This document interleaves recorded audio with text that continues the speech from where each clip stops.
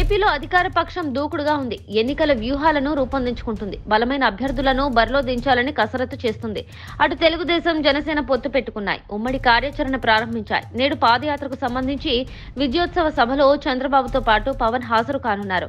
కీలక ప్రకటనలు చేయనున్నారు. ఉమ్మడి మేనిఫెస్టోను ప్రకటించనున్నారు. అయితే సీట్ల సర్దుబాటుకు సంబంధించి కసరత్తు ప్రారంభించినట్లు తెలుస్తోంది. బీజేపీ తమతో కలిసి వస్తుందని, అందుకు అనుగుణంగా సీట్ల సర్దుబాటు చేసుకోవచ్చని ఆ రెండు పార్టీలు భావించాయి. బీజేపీ వస్తుందని కొండంత ఆశతో ఉన్నాయి. కానీ ఆ పార్టీ రాష్ట్ర నాయకుల ప్రకటనలు చూస్తుంటే మాత్రం అదంత ఈజీ కాదని తేలుతోంది. మొన్నటి తెలంగాణ ఎన్నికల్లో తెలుగుదేశం పార్టీ వ్యవహరించిన తీరుతో బీజేపీలో ఒక రకమైన అనుమానం ప్రారంభమైంది. అది పొత్తులపై ప్రభావం చూపుతోంది. జాతీయ స్థాయిలో తనకు బద్ద విరోధైన కాంగ్రెస్ పార్టీకి టీడీపీ శ్రేణులు సపోర్ట్ చేయడం ఏంటని బీజేపీ హైకమాండ్ ఆగ్రహంగా ఉంది. అయితే బీజేపీ రాష్ట్ర నాయకులు మాత్రం టీడీపీతో కలిసి వెళ్లాలని అభిప్రాయపడుతున్నారు. హైకమాండ్ నుంచి మాత్రం ఆ దిశగా ఎటువంటి సంకేతాలు రావడం లేదు. అక్కడ నుంచి సానుకూల ఆదేశాలు వస్తే ఇక్కడ బీజేపీ నాయకులు సానుకూల ప్రకటనలు చేసే అవకాశం ఉంది. బీజేపీ రాష్ట్ర అధ్యక్షురాలు పురంధేశ్వరి ఎటువంటి ప్రకటన చేయకున్నా కొంతమంది మాత్రం తాము టీడీపీతో కలిసి వెళ్లేది లేదని తేల్చి చెప్తున్నారు. దేశవ్యాప్తంగా భారతీయ జనతా పార్టీ బలంగా ఉందని, సానుకూల ఫలితాలను సాధిస్తుందని గుర్తు చేస్తున్నారు. 2024 ఎన్నికల్లో ప్రధాని మోదీ మరోసారి తిరుగులేని విజయం సాధించనున్నారని, ముచ్చటగా మూడోసారి ఈ దేశానికి ప్రధాని కానున్నారని బీజేపీ నేతలు సగర్వంగా చెప్తున్నారు.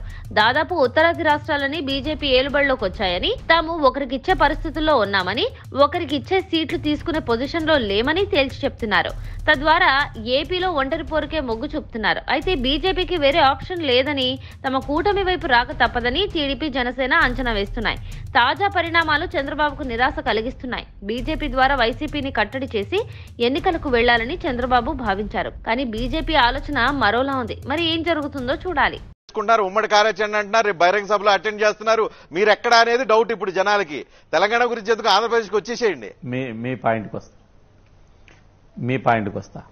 ఇప్పుడు భారతీయ జనతా పార్టీ జాతీయ పార్టీ.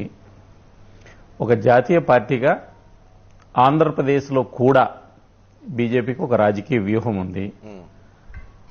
ఆంధ్రప్రదేశ్ రాజకీయాల్లో కానీ, దేశంలో చాలా రాష్ట్రాల రాజకీయాల్లో కానీ మీరు గమనిస్తే తెలంగాణలో జరిగిన ఎన్నికలు ఒక రోల్ మోడల్. ఎందుకంటే బీజేపీ పొత్తులకు వ్యతిరేకం కాదు. పొత్తులు ఎవరితో పెట్టుకోవాలనేటువంటిది ఖచ్చితంగా మీరు స్టార్టింగ్లో చెప్పినట్లు పార్లమెంటరీ బోర్డు నిర్ణయం తీసుకుంటుంది. అయితే ఆంధ్రప్రదేశ్లో కూడా భారతీయ జనతా పార్టీకి ఈ మధ్య జరిగిన పార్టీ రాష్ట్ర కార్యవర్గ సమావేశంలో మాకు జాతీయ పార్టీకి సంబంధించినటువంటి ముఖ్యులు ఉపన్యాసంలో ఒక విషయాన్ని చెప్పారు. మనం ఒకరి దగ్గర తీసుకునే దశ దాటిపోయాము.